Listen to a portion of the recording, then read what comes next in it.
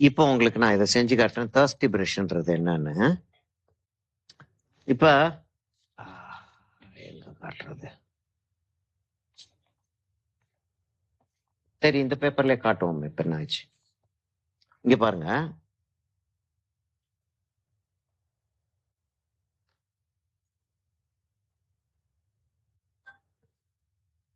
கொஞ்சம் கொஞ்சம் ஜாஸ்தியாவே தண்ணி எடுத்து ஒரு டிராப் வந்து வைக்கிறேன் நான் இங்க. இன்னும் கொஞ்சம் எடுத்துக்கிறேன். எடுத்து ஒரு டிராப் நான் வைக்கிறேன். தெரியுதா? ஒரு டிராப் இருக்கிறது தெரியுதா உங்களுக்கு? அந்த இடத்துல அந்த இடத்துல தண்ணி வந்து ஒரு டிராப் இருக்கு. இப்ப என்ன செய்யறேன், ப்ரஷ்ஷை வந்து நல்லா வாஷ் பண்ணிட்டு, இல்லாட்டி புதுசா ஒரு ப்ரஷ் எடுத்துட்டு ப்ரஷ்ஷை வந்து கொஞ்சம் ட்ரை ஆக்குறேன். ட்ரை ஆக்குறப்ப என்ன செய்யணும் அப்படின்னா, அதுல கலர் வந்து உரியுது. ட்ரை ஆகும்போது என்ன செய்யணும்னா, ப்ரஷ்ஷை வந்து இப்படி துணியில வச்சுட்டு அப்படியே ப்ரெஸ் பண்ணணும். இழுத்துறக்கூடாது. இழுத்தீங்கன்னு வச்சுக்கோங்களேன் ப்ரஷ்ஷை, முடி வந்து லூஸ் ஆயிரும். அதனால அப்படியே ப்ரெஸ் பண்ணி எடுத்துரும். 2 விரல வச்சு ப்ரெஸ் பண்ணி எடுத்துட்டு, இப்ப டேம்பா இருக்காது. இப்போ உங்களுக்கு அந்த இடத்துல தண்ணி நிக்கிறது தெரியுதா உங்களுக்கு? இப்ப பாருங்க என்ன ஆகுது. நான் இன்னும் கொஞ்சம் தண்ணி வச்சிடுறேன். தண்ணி வச்சிட்டு நான் வந்து ப்ரஷ்ஷை வந்து ட்ரை ஆக்கிட்டு, ட்ரைனா டோட்டலி ட்ரை கிடையாது, டேம்பா இருக்கு. இப்ப என்ன ஆகுதுன்றத பாருங்க. அந்த தண்ணி புரிஞ்சிருச்சா? கம்ப்ளீட்டா அந்த தண்ணி வந்துருச்சா? அப்ப என்ன, இது வந்து இந்த பிரஷ் வந்து வெட்டா இருக்கும்போது இட்ஸ் ட்ரிங்கிங் த வாட்டர். அப்போ வந்து தர்ஸ்டியா இருக்கான் பிரஷ் அப்படின்னு சொல்லிட்டு ஒரு ஒரு ஒரு ஒரு என்ன சொல்றது, ஒரு ஃபன் மாதிரி, ஜோக் இல்ல, ஒரு ஃபன் மாதிரி செய்யறதுக்கு அந்த தர்ஸ்டி பிரஷ்ன்னு சொல்லுவோம். அப்ப நம்ம இங்க தண்ணி எல்லாம் வச்சுட்டு தர்ஸ்டி பிரஷ் வச்சு எடுக்கிற மாதிரி எடுத்துடலாம். அப்படி இல்லாட்டி டிஷ்யூ வச்சு எடுக்கிறத எடுத்துடலாம். எல்லாம் முடிஞ்சதுக்கு அப்புறம் அதுக்கு மேல வேலை பார்க்கல அப்படின்றப்ப நம்ம என்ன செய்யலாம்னா, ஒரு பிளேடை எடுத்து ஸ்கிராச் பண்ணி விடலாம். அப்ப பேப்பருடைய ஒயிட் தெரியும். சரியா. இன்னும் நிறைய டெக்னிக்ஸ், சாண்ட் பேப்பர் போடுறது, அது பண்றது பிறகு என்ன தேவையோ அதை நம்ம செய்வோம். சரி, இப்ப நான் வந்து 2 இதையும் வச்சுட்டேன். 15 நிமிஷம் நமக்கு ஜாஸ்தி ஆயிருச்சு. உங்ககிட்ட வந்து ஏற்கனவே இது இருக்கு இல்லையா? என்ன சொல்றது,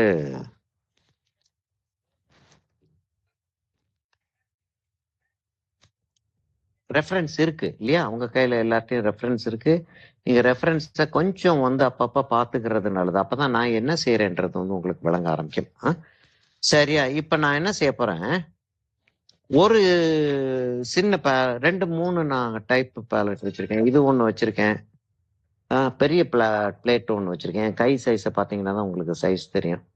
இது வந்து இந்த சைஸ்ல ஒரு 3 வச்சிருக்கேன் நான்.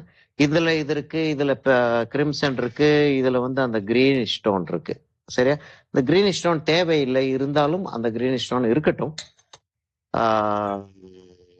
இப்ப நான் இந்த பேலட்டை இந்த இதை யூஸ் பண்ணி ப்ளூக்கு போகிறேன். சரியா? ப்ளூக்கு போறேன் அப்படின்றப்ப என்ன ப்ளூக்கு போறேன்,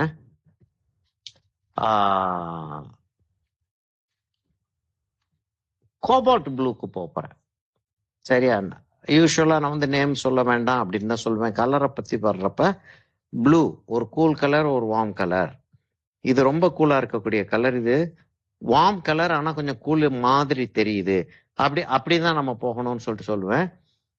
ஃபர்ஸ்ட் உங்களுக்கு வந்து கலரை பத்தி நிறைய சொல்ல வேண்டி இருக்கிறதுனால நான் வந்து உங்களுக்கு இந்த இடத்துல கலர் பேரை சொல்லிட்டு இருக்கேன். யூஸ்வலா சொல்ல மாட்டேன். சரி, இப்ப நம்ம என்ன செய்ய போறோம், இப்போ ஒரு ப்ளூ எடுத்துக்கிட்டேன். சரியா? இந்த ப்ளூ எடுத்துக்கிட்டேன். நான் 2 பிரஷ்ஷை வெட்டாக்கி வச்சிருக்கேன். 3வது ஒரு பிரஷ் வந்து எடுத்துக்க போறேன் நான். வெட்டாக்குறேன்னா இல்லையான்றது எனக்கு தெரியல. 3வது ஒரு பிரஷ் எடுத்துக்கிறேன். கொஞ்சம் ஷார்ட் ஹேண்டில்டு, ஆனால் பெரிய medium size brush, number 12 brush, பெரிய சைஸ் பிரஷ். சரியா? இப்போ வந்து என்னன்னா, நமக்கு வந்து அங்க வந்து ப்ளூ தான் வேண்டி இருக்கும். இப்ப ப்ளூ மிக்ஸ் பண்றோம். சரியா? இப்ப ஷேடோ வரணும் அப்படின்னா ஒண்ணு இந்த ப்ளூ வச்சாலும் லேசா ஷேடோ வரும். இந்த ப்ளூ வச்சா ஷேடோ வரும். ஆனால் நம்ம வந்து என்ன செய்வோம், கொஞ்சம் போல வயலட் ஷேடு மாதிரி ஒரு ப்ளூவை வைப்போம். இந்த ப்ளூ அப்படியே இருக்கட்டும், இந்த பிளேட்ல வந்து அந்த ப்ளூ இருக்கட்டும். சரியா?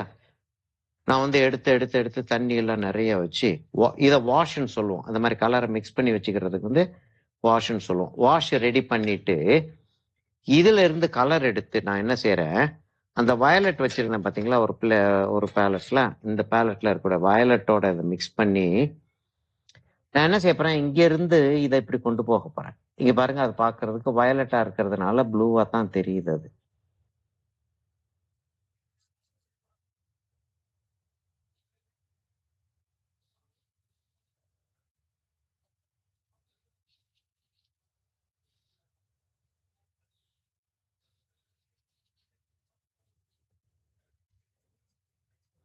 அப்ப ப்ளூவை வந்து இன்னும் கொஞ்சம் டார்க் ஆக்கணும் அப்படின்னு சொல்லிட்டு யோசிச்சோம்னா, கொஞ்சம் கிரீன் ஆனா பரவாயில்ல அப்படின்னு நமக்கு தோணுதுன்னு வச்சுக்கிறோம். கொஞ்சம் கிரீன் ஆனா பரவாயில்லன்னா பேர்ன் சியானா மிக்ஸ் பண்ணுவோம், ஒரு ப்ரௌனை மிக்ஸ் பண்ணுவோம். சரியா? ப்ரௌனை மிக்ஸ் பண்ணது கொஞ்சம் டார்க் ஆகும், லேசா வந்து கிரீனிஷ் ஆகும். இப்ப இதோட வந்து கொஞ்சம் போல வாமலியன் சேர்த்தோம் அப்படின்னா திரும்ப ப்ரௌனிஷ் ஆகும். கொஞ்சம் போல கிரிம்சன் சேர்த்தோம்னா வயலட் ஆகும். சரியா? இப்ப நமக்கு வந்து என்ன வேணும், ஒரு வயலட்டிஷ் ப்ளூ வேணும். இங்க பாருங்க, ஒரு வயலட்டிஷ் ப்ளூ ரெடி பண்ணிட்டு இந்த இடத்துல வந்து நான் இங்க வச்சிருக்கேன் பாத்தீங்களா, அந்த அளவுக்கு டார்க் வந்து இங்க கொண்டு போறேன்.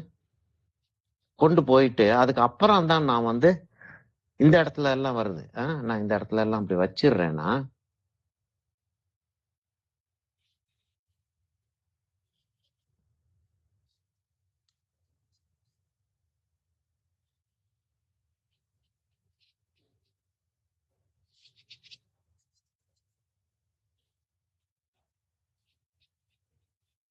ஆக்சுவலா அந்த இடத்துல எல்லாம் வாஷ் பண்ணி விடணும். மேல நான் வாஷ் பண்ணி விடணும். இமீடியட்டா வாஷ் பண்ணி விடுறது நல்லது. இல்லாட்டி கரை கட்டும். இப்ப அந்த இடத்துல வந்து நான் கரை கட்டுறதுன்னா இந்த இடத்துல எல்லாம் கட்டி இருக்கு பாத்தீங்களா, ஒரு பேட்சா கலர் தெரியுது பாருங்க. இந்த இடத்துல எல்லாம் பேட்சா கலர், அதான் கரை கட்டுறதுன்றது. ஒரு கலர் வைக்கிறோம், அதோட 2 எட்ஜ்லயும் கலர் இருக்குன்றதான் கரை கட்டுறதுன்றோம். சரி, அப்ப கரை கட்டினாலும் பரவாயில்ல, நல்லா தான் இருக்கு அப்படின்ற ஒரு ஒரு டிசிஷனுக்கு நான் வந்துகிட்டேன். அதனால இதை நான் அப்படி வச்சிட்டு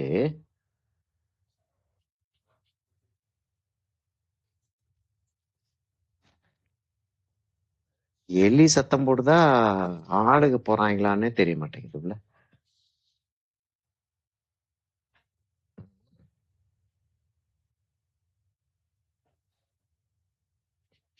உனக்கு நான் யார்கிட்ட பேசுறேன்னு தெரிய மாட்டேங்குது. உங்ககிட்ட தான் போல பேசிட்டு இருந்தேன். இல்ல, யார் ஆளுக போறாங்களா எலி போயிட்டு இருக்கான்றதே தெரியலன்றேன். இப்ப இந்த இடத்துல நல்லா வந்து பேக்ரவுண்ட் வந்துருது. இங்க பாருங்க, அதை வந்து கொண்டாந்துருவோம். இது விட்டுட்டு செய்யறது ரொம்ப கஷ்டம். ஆனா அது செஞ்சு பழகிட்டோம்னு வச்சுங்களேன், அதுல இருக்கிற சுகம் வந்து, ஏன்னா அப்படி செஞ்ச பெயிண்டிங் வந்து தெரியும், விட்டுட்டு செஞ்சிருக்காங்க.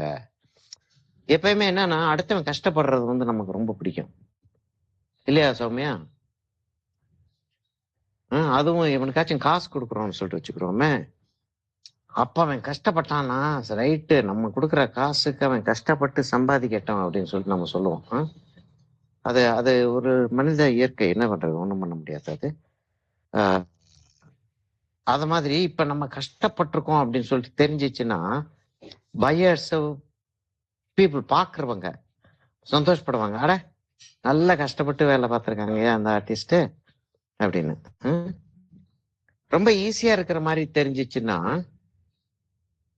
சும்மா அப்படியே கலர் தூக்கி வச்சிருக்காங்க. அப்ப ஆக்சுவலா நம்ம கஷ்டப்படுறோம் பாத்தீங்களா, அப்ப வந்து கஷ்டத்தை காட்டுறது இல்ல. ஈஸியா ஒண்ணு செய்யறோம் இல்லையா, அங்க வந்து என்னமோ செஞ்சிருக்கிற மாதிரி ஒரு ஃபீலிங்கை கிரியேட் பண்ணுவோம். அதத்தான் வந்து டிஎஸ் எலியட்னு சொல்லிட்டு ஒரு ஆர்ட் கிரிட்டிக் சொல்றான். ஆர்ட் இஸ் இன் கன்சீலிங் ஆர்ட்னு சொல்லுவோம். அடுத்த ஆளுக்கு நம்ம என்ன செஞ்சிருக்கோம்னு சொல்லிட்டு தெரியாம செய்யணும் அப்படின்னு.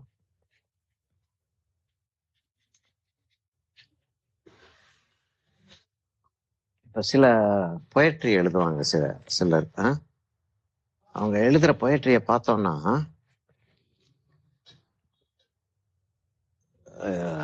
என்னமோ அது சும்மா அப்படியே எழுதிட்டே வந்தாங்க, அப்படியே போயிட்டு வந்துருச்சுன்ற மாதிரி இருக்கும் பாக்குறதுக்கு. கொஞ்சம் படிச்சு பார்த்தோன்னா எங்க இருந்துராம இப்படி யோசிச்சான்னு அப்புறம் தான் தெரியும் நமக்கு. இல்லையா? நீங்க கவனிச்சு பார்த்தீங்கன்னா அப்படி இருக்கும். அந்த மாதிரி எழுதுற ஆளுக வந்து ஒரு பயங்கரமான திறமைசாலிகள்னு அர்த்தம்.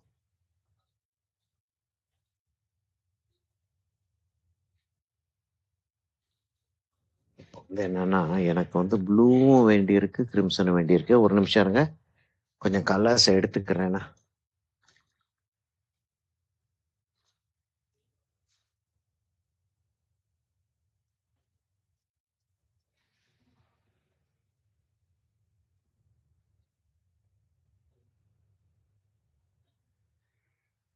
ஒரு அந்த கலர வெளிய எடுத்துக்கிட்டு இருக்கேன் நான். என்ன அது ஏன் இப்படி ஜம்ப் ஆகுதுன்னு தெரியலையே எனக்கு. யாரோ என்னமோ கேள்வி கேட்டீங்களா? இல்ல ஜம்ப் ஆயி வெளிய போயிருச்சு இது. ரெக்கார்டிங். சரி.